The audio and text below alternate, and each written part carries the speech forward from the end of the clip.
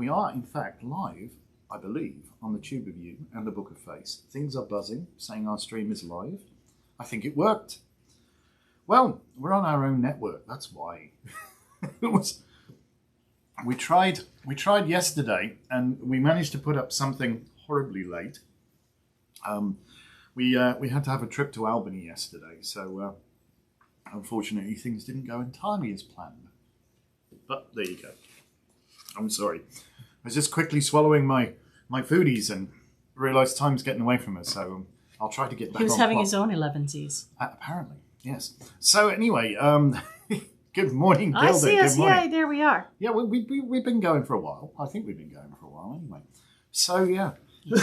Excuse me. Good morning and welcome indeed to Elevensies, the late morning show, which is mostly on time today, with Lisa and Anton, and of course Skittle. Skittle did not accompany us to the Land Rover dealership yesterday to get Lisa's car serviced. She decided to stay home and probably trash the joint some. Yes. Yes. Rip the carpet, puke, do her fun things. She's a tiny terrorist. So do you know today is our 90th episode of Elevensies? What a magical number. 90th. 90. We like nines. We like nines, yes. People are watching us. Morning, Sparky. Morning, Gilda. And thank you for liking us and subscribing us and all that. We're doing our best to be less of a well-kept secret because we have an ulterior motive for our hidden agenda. Yes. And we thought, being as it's Fantastic Friday... And we talk about ourselves. We talk about ourselves, our incredible story. We thought maybe on this episode we'd share something with you, which is, putting it bluntly, probably the culmination of our life's work. Yes. Okay. It's kind of important. So the other day, I was doing some divination for myself because, it's That's what you something do. that we do in our lives is stop, listen, and retrieve information. Yes. So many times I'll wake up in that hypnagogic state and I'll receive a message. Some kind of weird download. I got a very strange message the other day that I had to write down because I didn't make much sense. And then when I was in the shower, I asked a few questions to Spirit to get some things filled in. Good morning, Wendy. For a project that Anton and I are working on for U.S. Games. But the divination that I did for myself the other day was really kind of a know thyself, or like a... We spoke about it yesterday, curiously enough. Like a kind of an inner search, like what is this about? What is this for? What's it all Why are mean? you doing this kind of thing? So many of you know that Anton and I have written a book called Simply Wicca, and that we have worked over the past 15 years. Or thereabout. Well, the past 15 years are building the Stewart Tradition. Oh, yeah, definitely that, yeah. I came to the path in 1989. I became a high priestess in 2004, and we founded our own tradition in 2008. So the Stewart Tradition is something that we've worked very hard on, and there are now, I would say, around 40 members thereabouts. People who have come to Circle very often, who have become part of the Inner Sanctum, and then people who also have taken Craft of the Wise, things like that. We'll call them extended community. Extended community. Our extended community. So why are we doing this? Why do we have the awareness shop? And why do we psychic counseling? What we do anyway? Why do we have this tradition? And why do we hold Circle every week? And what are we really focused on? And each answer was given that question again. Well, why are you doing that? Well, so we can provide this. Well, why are you providing that? Well, so that we could learn and teach this. Well, why are you learning and teaching that? Well, so that we can do this. Well, why are you doing this? And just kept going deeper and deeper and deeper and deeper until we got to the end result of the divination, which pretty much was so that we can provide a place for the tradition to survive. But there's more to it than that. This is not just a vanity thing with the tradition. It's what does that stand for in and of the itself? tradition itself is, okay, let me just finish and then I'll give you platform. Oh, okay. Steady now. I better have my yogurt drink. No, because when you derail my train of thought... I do that all the time. I'm sorry. Yeah. Continue. But I'll just finish what I was saying and then you can go on and talk about the other half of it, okay? All right. All right. So the idea is to have a living, breathing place that is tangible for people to become part of the craft of the wise, right? So, why are you learning and teaching that? Why are you learning that? Why are you teaching that? Why are you writing a book? Why do you have the awareness shop? Why do you have Church of the Eternal Circle? Why? These things kept coming. Like, in other words, the divination was more like spirit asking me and digging in a hypnotic way to the end result. So people who are part of the craft have heard of Gerald Gardner. They've heard of Doreen Valiente, hopefully. They've heard of high magicians like Crowley. They've heard of people like Madame Blavatsky. They've heard of, Ross Nichols and all these kind of people. But there was no tangible place, like a living, breathing place for that tradition to survive. And kudos, the tradition has survived anyway. Druidry, because it's steeped in nature. Nature is its church. High magic, because people left a trail. Craft of the wise, because people kept initiating people and bringing that to them. But the bottom line for why I've done what I've done my entire adult life is to keep the craft alive. It's to be part of a traditional witchcraft that can live way beyond me. Over to you. All right, then. So, first off, some hellos. Sparky says she's going to sign up for the course. Cool. You might like it. You might gain want to something. sign up sooner rather than later because we places students. Places are limited on it. Yeah, there's only so many people we can reasonably fit in one space, or even if you're joining remotely, it starts to get complicated if you've got too many peeps there. So she's leaving then. All right. Erin, good morning to you. I see a distinguished gentle cat. Yes, very distinguished. Morning, peeps. She's a stinky cat. Oh, she's not gentle. So good morning, gentle. Pam. Good morning, Susan. So, why then? We said we were going to share something very special with you this morning. What's the course? The course, the Craft of the Wise. Coming home to the Craft of the Wise. But we'll talk more about that in a sec. So what's the whole point in having the Craft of the Wise anyway? What's it all about? What is it all about? And this is boiling it down even further. As I say, this is where Lisa and I are just vehicles, for want of a better word. We're merely the facilitators. We're merely the stewards, if you will, the guides that say, hey, you might want to come over here and look at this because it's kind of important. Rabbit hole. So rabbit holes are good. Our Earth is in trouble. You don't need me to tell you that. It's been in trouble for quite a while, and there's been an awful lot of denial, and unfortunately swimming around in the big river in Egypt doesn't fix the problem. You have to accept there's a problem before you can do something about it. And it boils down to the fact that mankind, is hopelessly out of relationship with the planet. Hopelessly out of relationship with the flora and the fauna, those beings that occupy the same space as us. We've become inherently greedy as a race. I'm not pointing fingers at any one individual, but we see things just from, profit our point own of view. Yeah, profit point of view, There's that tree, or I can get so many board feet of lumber out of it. It's not, that tree is a sentient being entitled to its own life, and recognizing it for that, which we should do, but we don't. We just see things as though that's an encumbrance, it's in my way, it's a problem, it's spoiling my view, etc., etc. Cut it down. It has as much right to life as you do, as I do, as all of us. And so one of the core tenets, if you will, of the Craft of the Wise is a respect for all living things. And it's hard sometimes for people to adjust to that, to realize that it's not all about me anymore. It's not about me. It's about how I interact with everything else. My relationship. And ultimately, everything is about relationships. It is. And so we try to, if you will, bring about a state of mindfulness in people. We can't do your thinking for you, but we can perhaps say, hey, here's something you might want to think about. And it's entirely up to you, ultimately.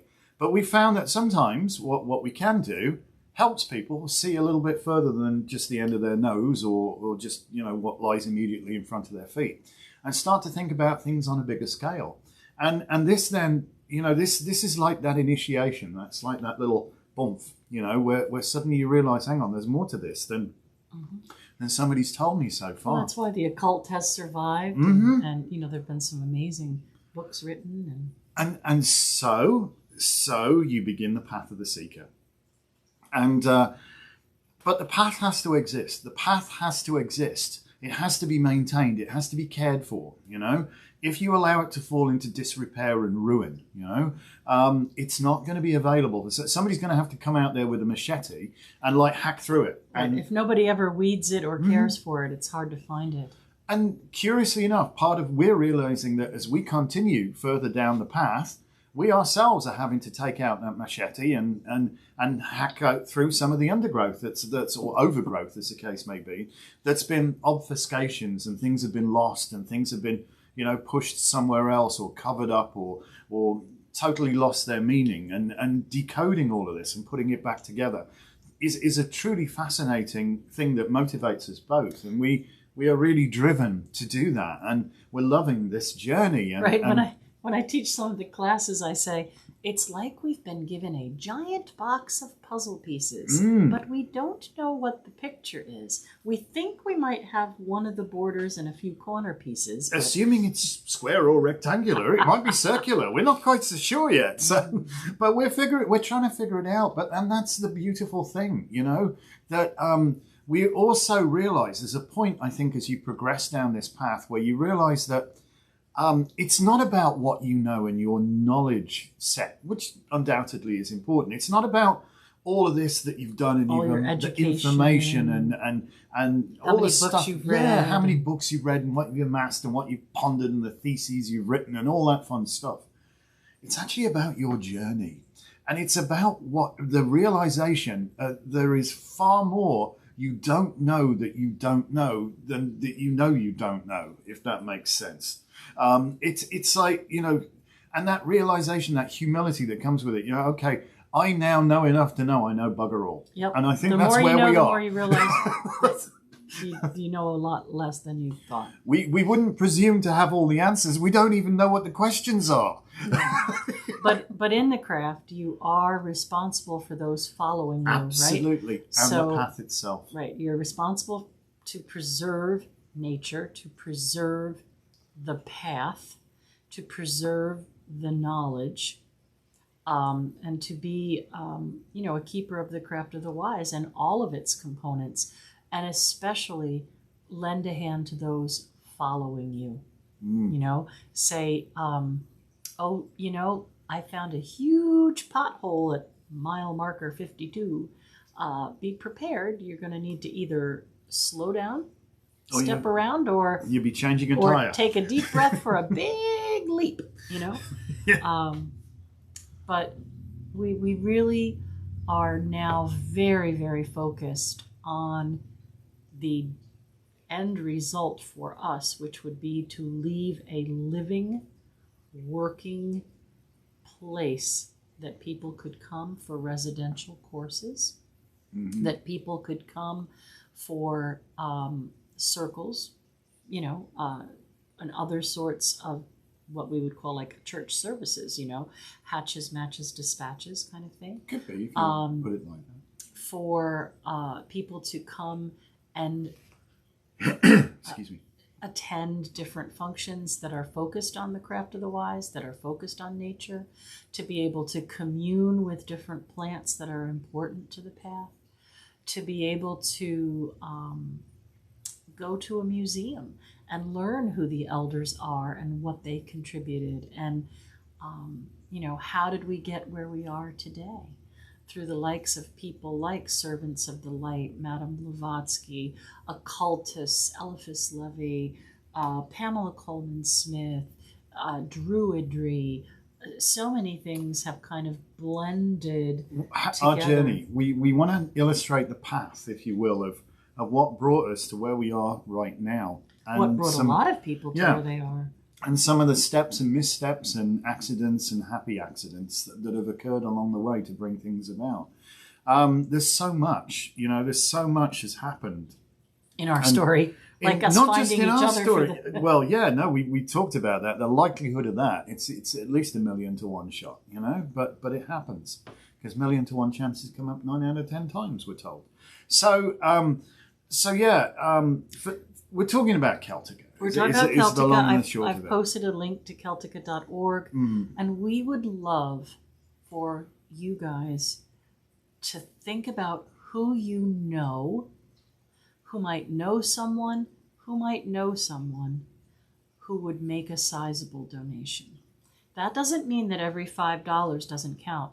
If you would rather give $5 to Celtica today than buy your Starbucks coffee, we would certainly appreciate it and put that $5 towards making a difference. Indeed. But many times it is not what you know. It's not how skilled you are. When you look at Celtica.org, you can see it's a very professional website. When you look at the video, you can see, somebody must have known about, how to record a video or how to put things together. And, we have plenty of skills. We have plenty of knowledge. But when you're working on a project of this magnitude, it's huge. It's almost always who you know and not what you know. Well, and we realized that the last 18 months or so, a lot of things have kind of got bottlenecked. And there are loads of people out there with sizable tax donations that they'd love to have written off, but they didn't, there weren't fundraisers, there weren't things to attend, there weren't places to go and offer, so much money for a plate at a dinner. So if any of you know anyone who knows anyone who knows anyone, she's shameless. Share Celtica.org with them. No, I said that this first couple of weeks of July were going to be chaotic and rock your world. Well, the property in New Paltz has come back on the market last night for almost double the price they were asking before. So we really need to raise some money. So the secret for me for doing that, and Erin's saying a GoFundMe page. So listen, we just need people to know about it. If people know about it, if people are focused on it, if it's not a well-kept secret, if people share that vision and everybody wants to make that a reality, it will become a reality, such is magic. We do a lot of visualization. We know we need to bring our focus into this, and it's part of it is raising money. And yes, we have a mechanism, we have a vehicle to raise money right now. We are a legal 501c3, so anything anybody donates is offsettable against tax. We've got plans laid out for it. We're well developed in our business plan and proposals for all of it. We know we can sustain it. Yes, there's way more to it than that. I mean, this is not just here we're going to teach everybody to be witches. This is basically about restoring balance with our relationship to the planet and how we act with it, and teaching skills that have been forgotten and teaching concepts that have been forgotten. The very concept of being in balance with nature has been forgotten. It's been overlooked, and we are now paying the consequences of that, of effectively raping our planet and using up all of the resources that we possibly can as quickly in pursuit of this wonderful thing called money, which a lot of people like to hoard, because that makes them very powerful if they're rich and famous and powerful, and destroy our planet as a result of that. And there's an old saying, it's crude, but you don't poop where you sleep, But we've been doing that. This is the only place we have to occupy. This is we owe it to ourselves and to our future generations to restore this balance. And that's what Celtic is about. There was no such thing as Celtic spirituality. I mean, basically, if you're, if you want to go back, way back where mankind came from, and some say first, humans really originated in Olduvai Gorge in Africa and then started to spread. But there's huge similarities between the Proto-Celtic and Indo-Celtic languages, the Cymric scripts. Even though the alphabet is completely different, and even though sounds very Vedic, there are such similarities that communication, Hinduism, and and there's such similarities and all of the myths. When you start to look at comparative religions, where religion comes about, I believe religion is a mechanism for teaching myth and the origin, the myth of origin and all that kind of stuff. And there's so many similarities you get to. So we want to really sort of bring about This is our path. We're trying to clear the path. This is our path. This is what brought us here. And I guarantee you there's a lot of things that you just don't know. I don't know, but it's like, wow, that happened.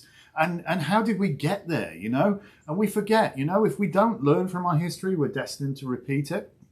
And so we've got to learn where we've taken the wrong steps. We've got to learn where somebody fell over a branch or tripped down a pothole.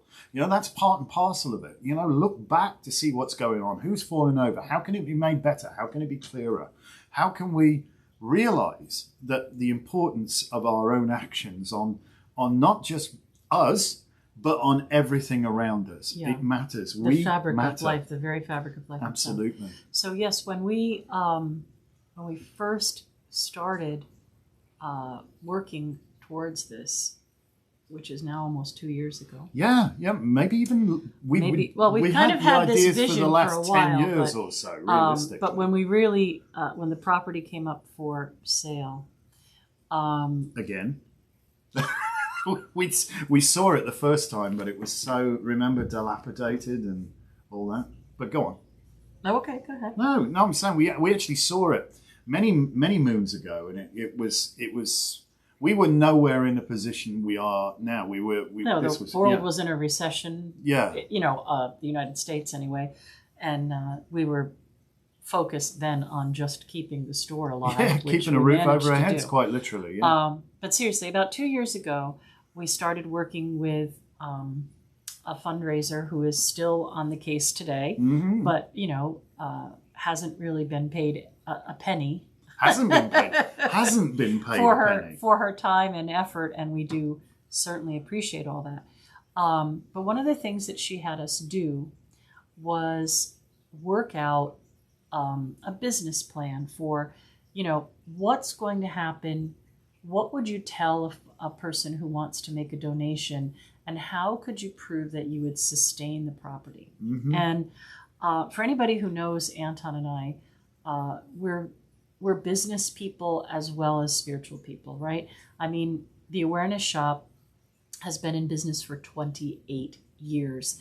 If we weren't decent caretakers with some kind of business sense, that wouldn't happen.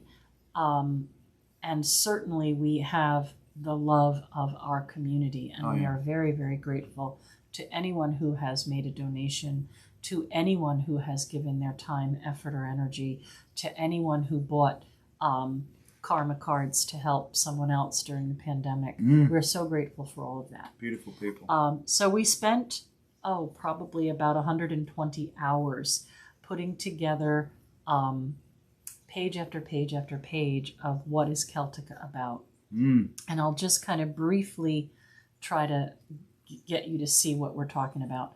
The Wachkill River is one of the most polluted rivers in the United States. Seriously. There's 400 feet of frontage on the Wachkill River? Maybe even a little more than that. But I think it's about a lot of 400 feet of frontage on the Wachkill River. So we would be working in concert with Wachkill River keepers, with the river keepers in New York, towards cleaning the Wachkill River. And since we have so much frontage there, we would really be able to make a positive environmental impact on the Wachkill River, from the runoff from agriculture, for pesticides, water treatment plants. We're just all that downstream kind of stuff. from the last water treatment plant on the river before it comes into the Rondout. Yeah, so it's in desperate need of some cleanup there. Right. So there's that. There's a spring on the property, so we would like to make a healing wellhead there. When you go to Glastonbury, if anybody's been to Glastonbury, there's this beautiful gardens and grounds where the spring comes up and where there's a wellhead, and we'd like to make a place where people can go for healing, and this beautiful healing Catskill Mountain water will be in a pool where people could collect the water or put it on themselves and make an offering to the spirits of the well. There's going to be a sacred grove, obviously. There's going to be nature walks, vision quests, all with a Celtic mindset. The property borders the nature reserve on one side and an organic farm on the other. We would be doing sustainable, organic, historically accurate farming. Ancient crafting, so really. Ancient crafting, not giant tractors and oil spills and all that kind of thing, but organic farming. And then there's what we're going to call the Great Hall. The barn we'd be able to do farm to table dinners, kitchen witching classes. There's a longhouse where we'd be able to hold classes and host people from all over. Right now, the most people we can fit in a class is like 15 or 20, but this house could probably hold more like 50 or 60 people for a class. Comfortably, yeah. We can, in the Great Hall, hold circles when it's raining until we get the roundhouse built. We're going to teach people how to build them. Concerts. We can have concerts. We can have chairing of the bard. We can have farm to table dinners. We can have, balls, whatever we want to do there in that grand opening. Then there's a place in that space for a witchcraft museum, a Craft of the Wise museum. There's a place that we could have a pottery and sculptor to create more of the wares that we sell at the store to provide witches with crafts crafted by witches. Well, yeah, we could even do a course where somebody could come along and actually and make their own chalice. magical tools. You can make your own chalice. Learn you can the skills help. involved. You can, work with Joe and cast your own Caradwin statue. There's, all that kind of stuff. There's another small building where we would make into the smithy, I guess. The smithy, where you could forge your own blade, and we would hope to have glass blowing there as well.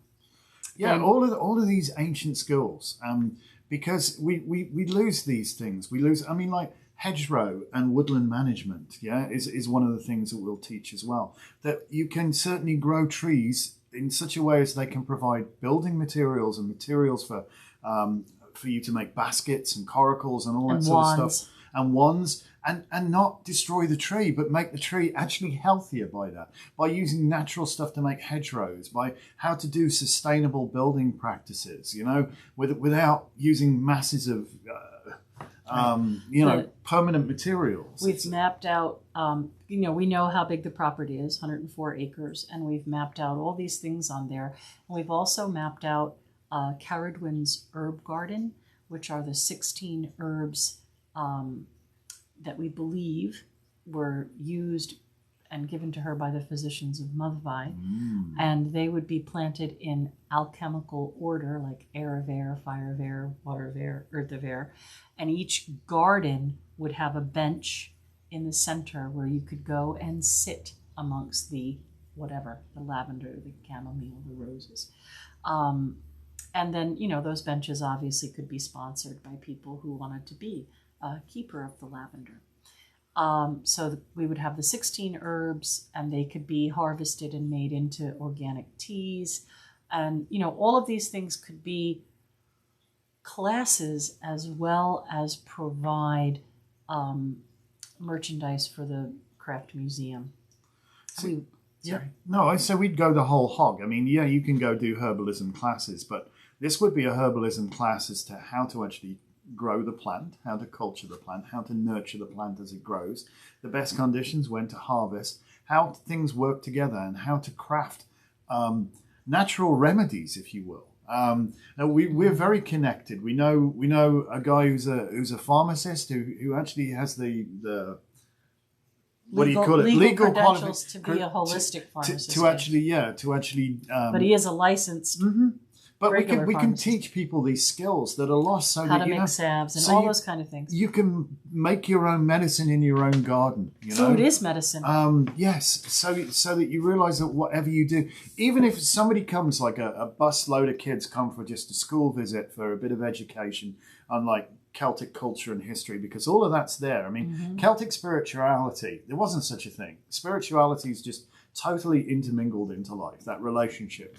It's very, very similar to Native American culture, in so much as that relationship with the First Nations, the indigenous people over here. But, you have to understand there's now way more Celts in the United States than there actually are left in the last 7 remaining Celtic nations. So Pam says, I used to live next to the property. She lived in the milk house because it used to be the Jewett farm. It was a milk farm. And she said it's a beautiful space. And Sean says, Craft of the Wise and Witchcraft Museum will bring a ton of people and revenue. It would be a pilgrimage. And yes, I mean, people don't realize that the awareness shop is actually a pilgrimage for a lot of people. That, they find us because they're looking for a particular deity statue that they can't find anywhere else, or however they find us, they just stop in because it's the Purple House.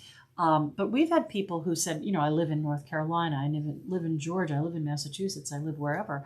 And, not for nothing, they're finding every craft tool or item that they would find in the entire Salem village in our little store. So we are a place of pilgrimage. But I wanted to finish talking about plans for the property. So we also intend to do beekeeping. So we'd have local honey from those organic herbs. And again, the property borders an organic farm on one side, the Wallkill River on one side, and a bird sanctuary on the other. So we're not going to get nasty pesticides from some other farm. True that. So beekeeping, we would have chickens and a small holding. We can teach sheep shearing, and then the person could card the wool, and then they could make their own whatever from that. We'll be able to make robes at the maze, chalices. So it'll be a living, breathing place that you can immerse yourself in the craft of the wise. Absolutely. But it's also a living, breathing place that will care for the environment. Do Brighten the Corner Where You Are was one of my father's favorite hymns. And when Christopher Hughes came for the first time, he said to us, do your best in your own square mile.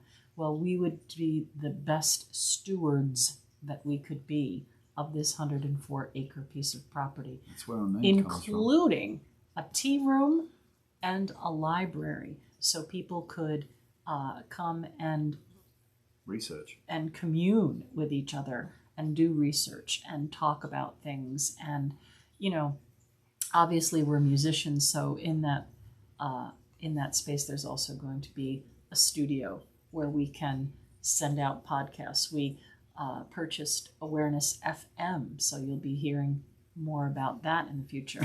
We're trying to get our YouTube channel. Which is, we're working on YouTube. But this and all again that fun is part stuff of at the moment, this divinatory thing. Like, why do you want to do podcasts? Why do you want to do YouTube and television quality things? Why do you want to give psychic readings? Why do you want to hold circle? Why?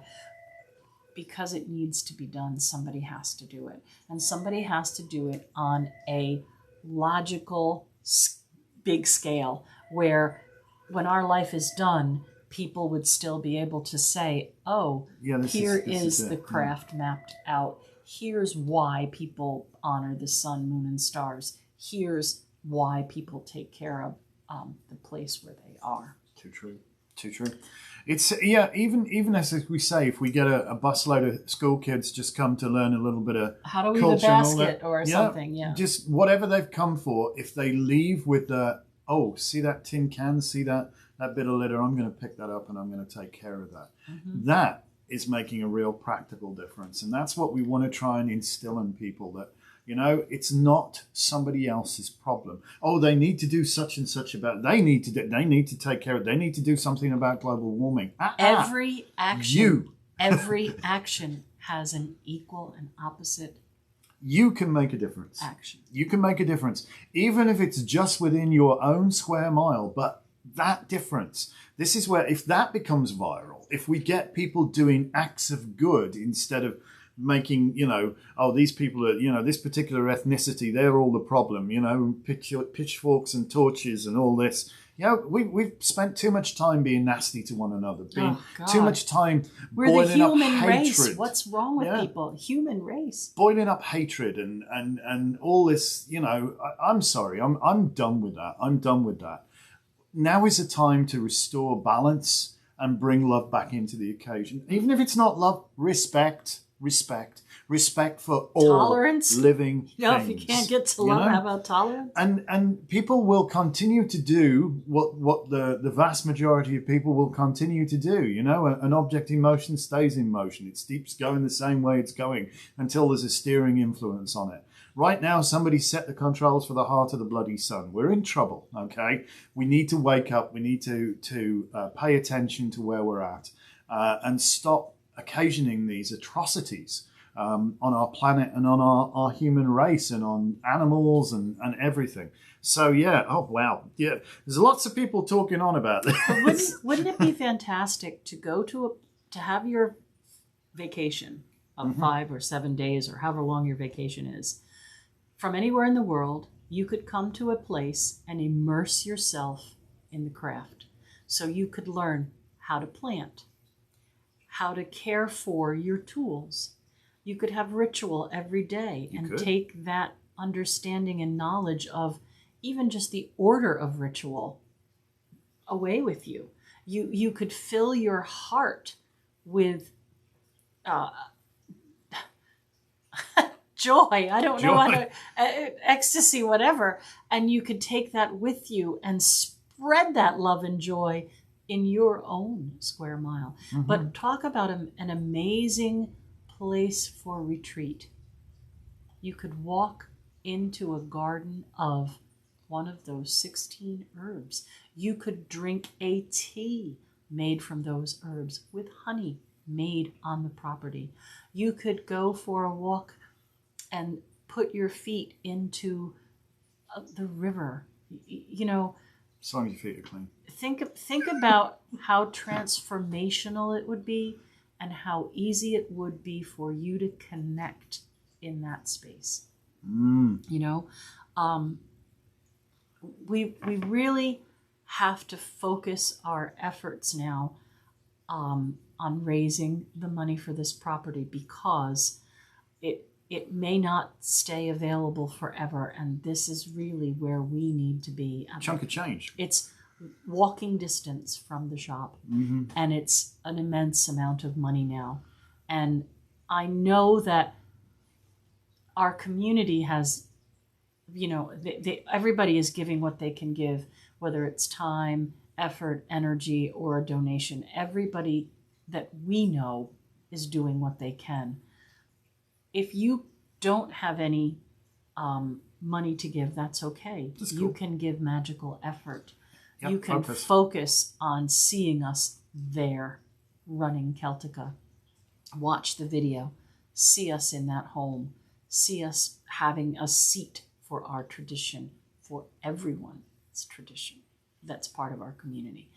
And if you know anyone who knows someone who does work with not-for-profits, who has a list of people who want to make donations, contact them, please, and get them to go to Celtica.org.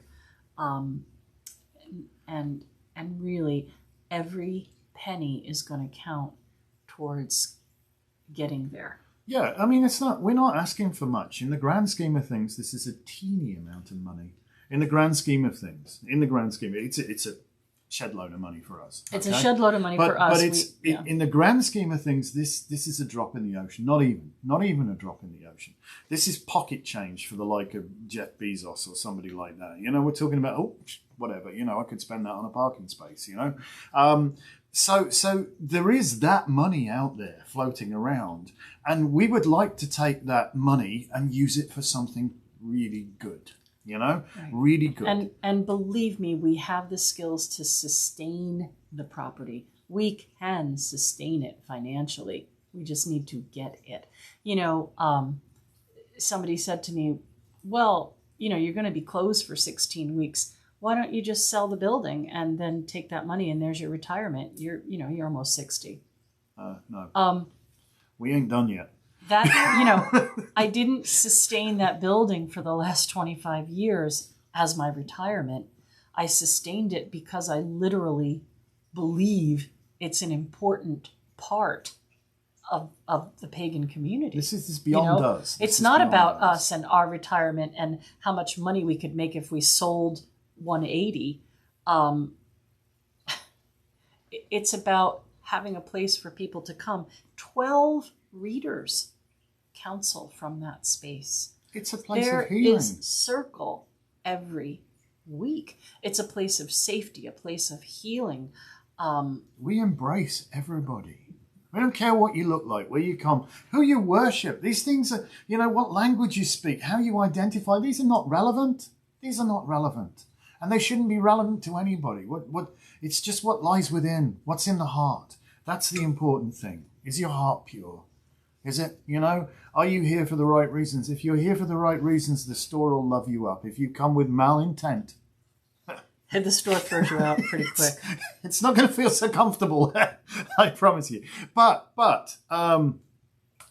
it's an insult to even suggest to close, Gilda says. We're not doing that, Gilda. Don't worry. No. It's just some people see things just in material values. Oh, what are you going to do for your retirement? We ain't going to retire. We're not going to retire. We're not going to retire. You're kidding, right? I want to be sitting in the chair in the library counseling witches when I'm 90, And the rest. Yeah. It's a chunk of work, but it's good work. And it's not work if you love it. It's not right. work if it's your dream, if it's your passion. And we are so passionate. And it is so necessary now. Our spirituality, the blend of spirituality that we follow is so relevant. People go, oh, what the heck? People are waking up to nature, holistic healing, relevant. And the craft of the wise. The word witch is just gone through the roof on places like TikTok and YouTube and well, just so happens we're witches. So maybe just so happens we're real witches and have been for over 20 years. We make no secret about it, and we don't hate. We don't hate. No. I am upset and offended by arrogance and ignorance. I am, but I don't hate people. I find it very hard to actually hate somebody. Yeah, I mean, just when you think about what we've been through as a nation and as the world during this pandemic, continues. Somebody the other day said, why are you making such a big deal out of this?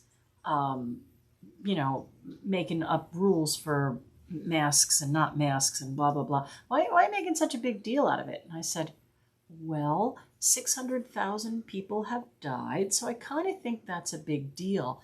But more than that, I have lived my life, my adult life, right,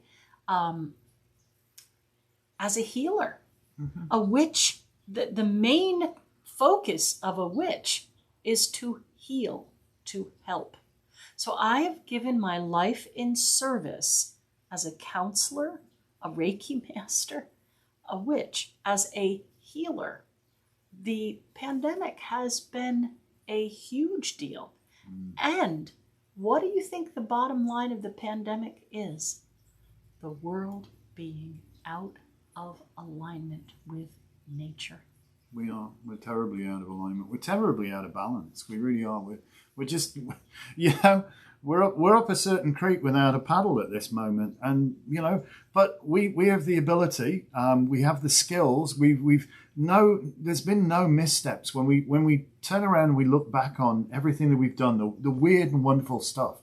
Who would have thought that some chick from upstate New York would come to Wales and meet a guy well into his 80s who's riddled with arthritis, who takes the time to show her how to pletch a hedge. Yeah. And I bet you don't even know what the word pletch a hedge means. We worked a day with old Jack Mann because at the end of our property by the road, there were tons of trees, all tiny trees growing together. And he told us, well, that, used to be the hedge.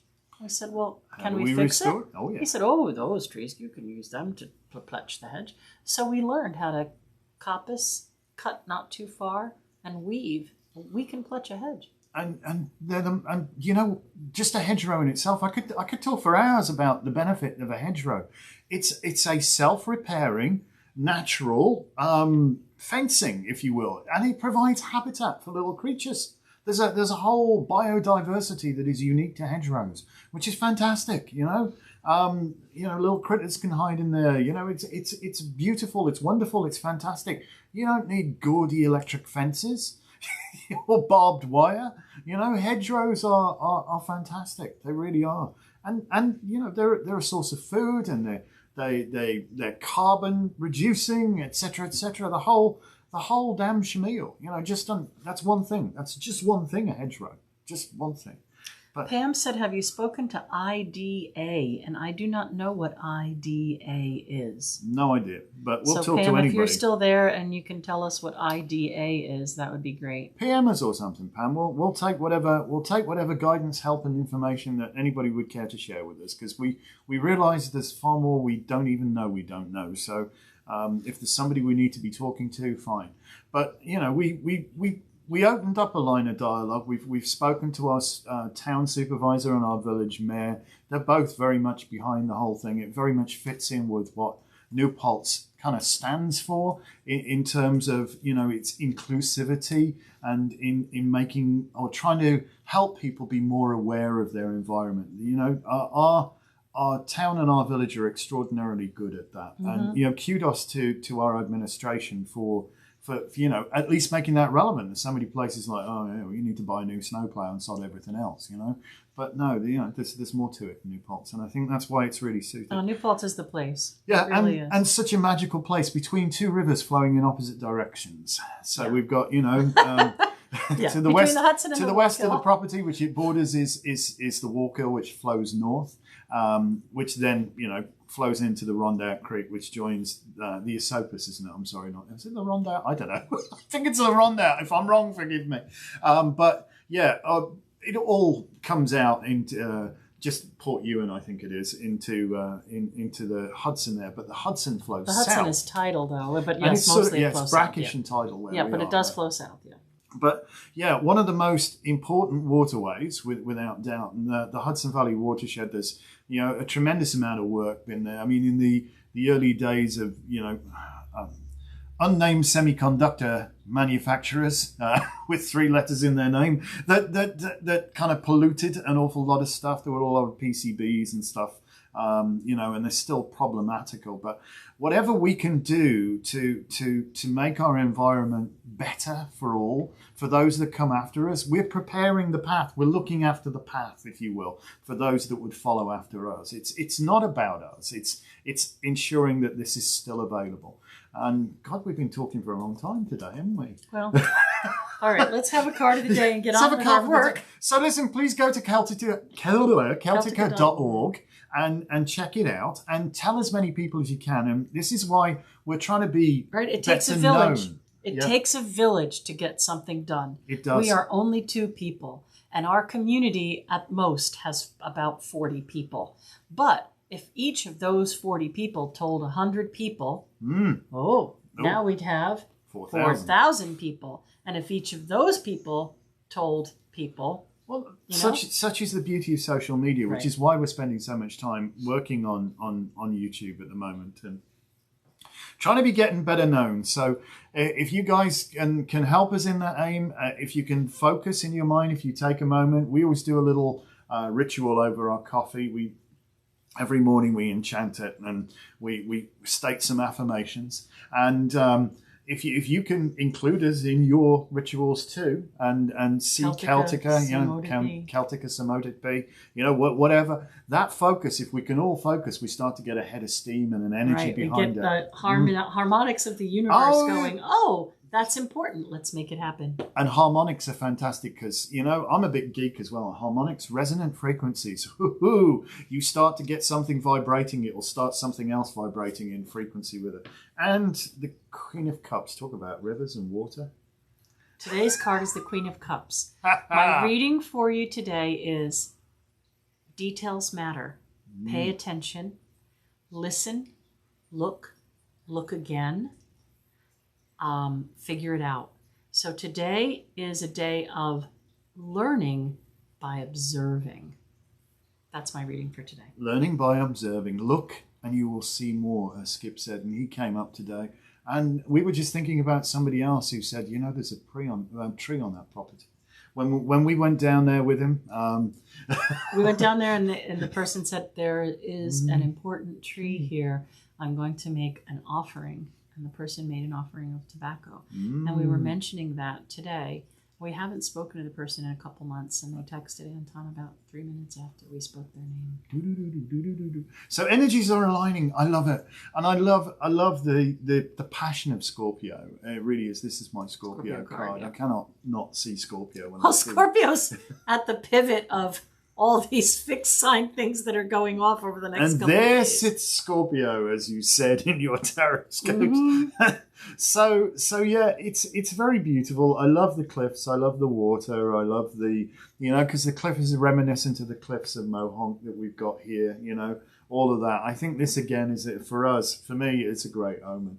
I know it's going to happen. What's your reading? What's your reading? Celtica Samotic Bee. Oh, that's your reading? Focus on Celtica. Focus on Celtica. No, it really is. Be guided by your passion. I mean, Lisa's saying attention to detail, but Scorpio is without doubt one of the singularly most passionate signs in the zodiac. They have the ability to obsess, which I think sometimes is useful. And remember. Oh, that's gone deep. Remember stuff from a long time ago. So thank you. Listen, thank you so much. I know we whittled on a lot today, but we had to make up for yesterday, which was a bit of a chuffing disaster. It was a short one. It was extraordinarily short and rather strangely filmed by me waving my iPhone around like an idiot. Be epic, people. Be epic. Have an amazingly wonderful day. Thank you so much for joining us.